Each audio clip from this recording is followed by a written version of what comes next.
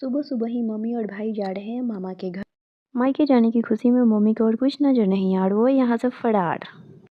और तब मैं आ गई हूँ इधर चाय और अखबार लेकर, और यहाँ मेरे साथ हादसा होते होते बचा, पर कांड तो फिर भी हो ही गया। और सर्दियों के मौसम में सुबह सुबह जो धूप सेकने में आनंद है, वो किसी और काम में कहाँ है। इधर अखबार में मैं कुछ तो इंटरेस्टिंग पढ़ने का ढूंढ रही थी, लेकिन यहाँ तो न्यूज वही घिसी पीटी ही पुरानी ही न्यूज। खैर जो भी हो, आसपास की और देश दुनिया में क्या चल रहा है इसकी जानकारी होना भी तो जरूरी है। आखिर हमें पता तो चले कि जिस देश में हम रहते हैं वहाँ पे हो क्या रहा है। बेखबर होने से अच्छा है कुछ जानकारी हो।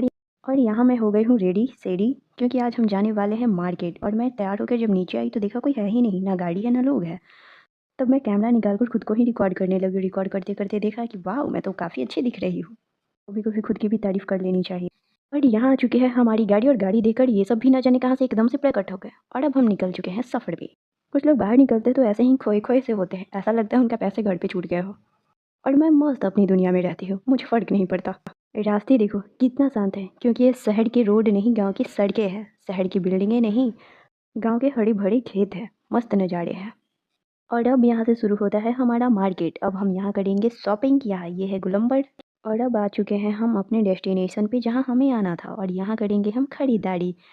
ये रहा शॉप जिसमें हमें जाना है, ये रेमंड की शॉप है जिसमें हम आ चुके हैं। और यहाँ पे कलेक्शन तो बहुत है, लेकिन कुछ बात नहीं जमी। इन रंग बिरंगे कपड़ों में किसी का कलर पसंद नहीं आया तो कोई फिट नहीं आया, तो हमने सोचा कि क्यों इतनी जल्दी करनी, आखिर मार्केट में ही है तो कुछ और देख लेते। और अब हम जा रहे हैं दूसरे शॉप जो कि बगल में ही है। और यहाँ अब हम आ चुके हैं दूसरे शॉप में, जहाँ भी पसंद तो आया। और यहाँ से जिसे जो लेना था उसने वो चीज़ें ली। फिर भी मुझे कुछ समझ में नहीं आया तो मैंने शॉपिंग स्किप कर दिया।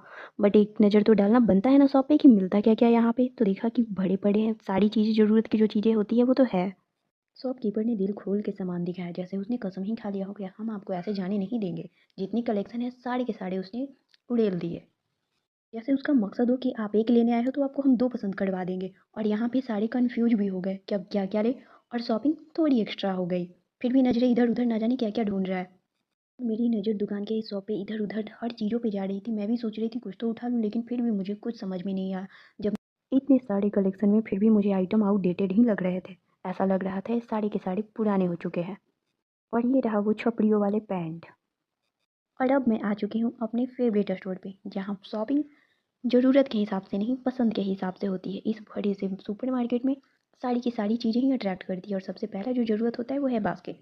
तो चलो अब हमने उठा लिया है बास्केट, और इसमें अब भरेंगे हम कुछ ज़रूरत की कुछ ना ज़रूरत की चीज़ें भी। और यहाँ मेरी कन्फ्यूजन बढ़ गई, अब मैं क्या लूँ क्या ना लूँ। तब तक मैं डिसाइड करती जब तक देखा सबके हाथ बड़े बड़े हैं, सबने कुछ कुछ उठा लिया है, सिर्फ मैं ही पीछे हूँ। तब मैं भी